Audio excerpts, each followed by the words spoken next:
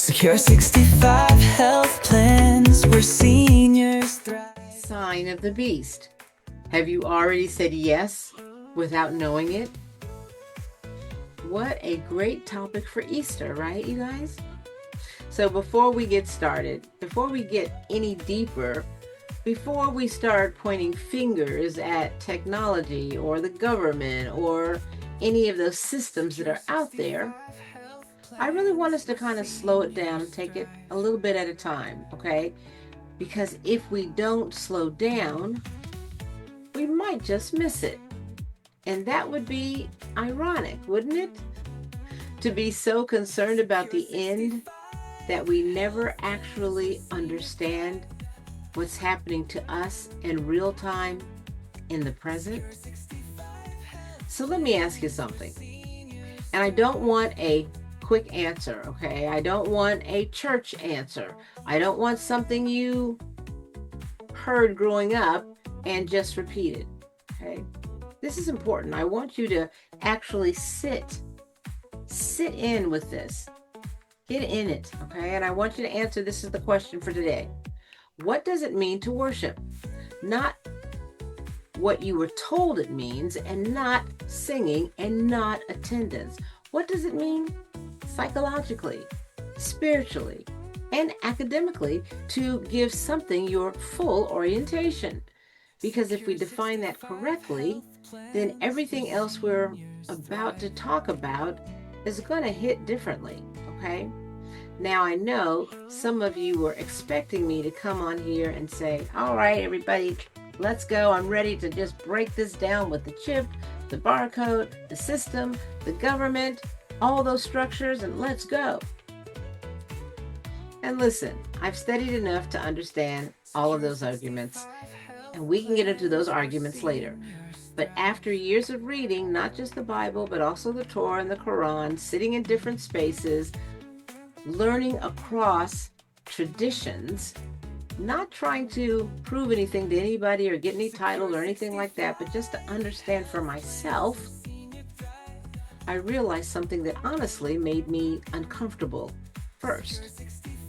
And that was the warning in Revelation might not be about something that's coming, you guys. It might be about something we've already adjusted to.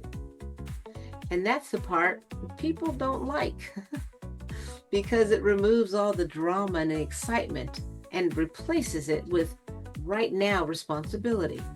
So now let's shift to the Bible and talk about the book of Revelations for a moment. And let's talk about it like we're scholars and we're really trying to figure it out, not like spectators and trying to create havoc, okay? Revelations is not primarily a technological manual.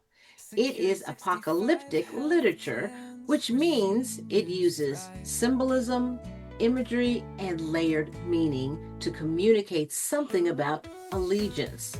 That's what this is about, okay? It's about loyalty. It's about who or what ultimately governs you. So when it describes a mark on the hand or the forehead, we have to ask a better question. Not what device is that, but what does that actually represent? Because if you go really far back into the Hebrew tradition, you'll find language about binding truth to your hand or placing it before your eyes, which was never about ink or implants. It was about integration, your actions and your thoughts, being aligned with what or who you serve. So when that language is inverted, it's describing a human being whose thinking and behavior are shaped by something else. So now let's just pause, because this is where people get uncomfortable. Is that not already happening? Got to ask yourself, okay? And I'm not asking that as a teacher. I'm asking that as someone who has studied human behavior, systems, patterns, and was even a missionary in Africa during my lifetime. So let's talk about attention for a second, because academically, attention is one of the most valuable cognitive resources we have. Whatever consistently captures your attention begins to shape your perception. And whatever shapes your perception eventually influences your decisions. Now, here's where it gets a little ironic, because we live in a time where information is literally everywhere, but sustained attention is rare. And that's not accidental. There are entire economic models, multi-billion-dollar industries built on capturing, retaining, and yes, monetizing your attention. Now, that's not conspiracy, that's design. So let me say this plainly. If something is constantly directing what you see, what you think, what you react to, then over time, it's not just informing you, it's forming you. Now, here's where I'm going to challenge you just a little bit, because we've been taught to look for control in the obvious places, right? But the most sophisticated forms of influence, they don't feel like control. They feel like preference. They feel like choice. They feel like this is just what I like. And yet, if we're honest, a lot of what we think we chose was introduced, repeated, and reinforced until it felt like it belonged to us. Now, I'm not saying technology is evil, so let's not do that. Technology is a tool, but there is a difference between using a tool and being shaped by a system. And if we're going to be intellectually honest, we have to admit that many of us are not just using these systems, we are being shaped by them. So now let's bring all this back to theology, because across traditions, Christianity, Islam, Judaism, there is a consistent emphasis on something very simple: stillness, reflection, intentionality, the ability to be present without constant stimulation. Now, here's the problem. We are living in a time where that ability is deteriorating, and not because we're weak, but because everything around us is designed to interrupt it.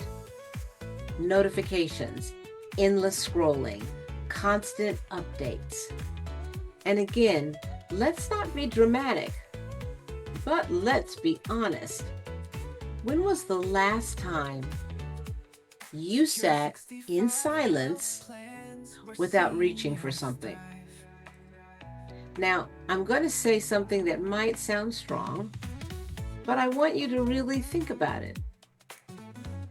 If a person loses the ability to be still, they also begin to lose the ability to discern.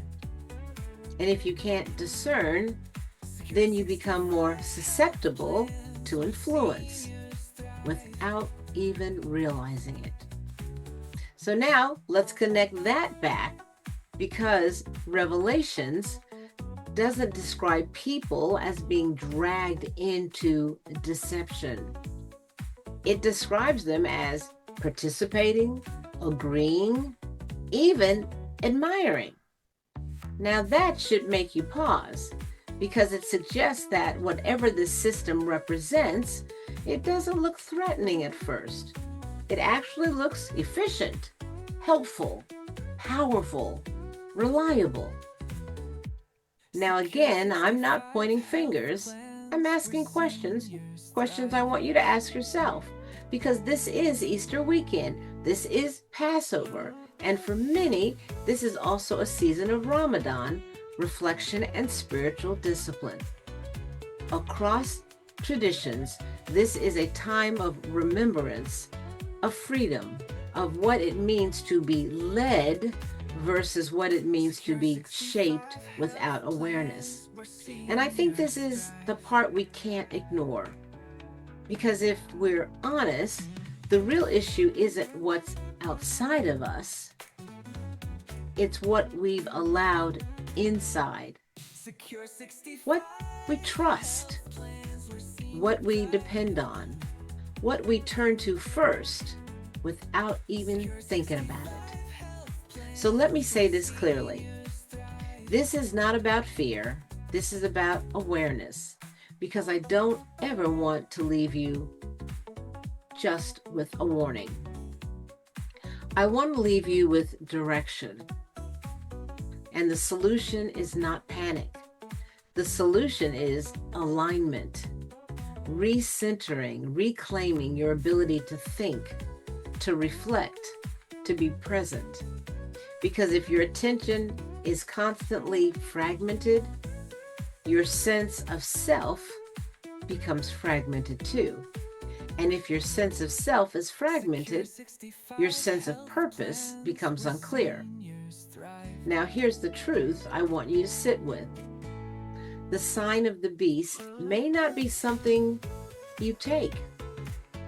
It may be something you slowly agree to, quietly, comfortably, repeatedly, until one day you look up and realize your thoughts aren't fully your own. Your habits were shaped without your awareness, and your attention has already been signed over. So as we move through this season, Easter, Passover, reflection, and renewal, I want you to ask yourself something honestly. Have I already said yes without realizing it? Because whatever has your attention has your alignment. And whatever has your alignment is already writing its name on your life. I'm Moné Swann, and I love you guys. Take care out there, okay? All right.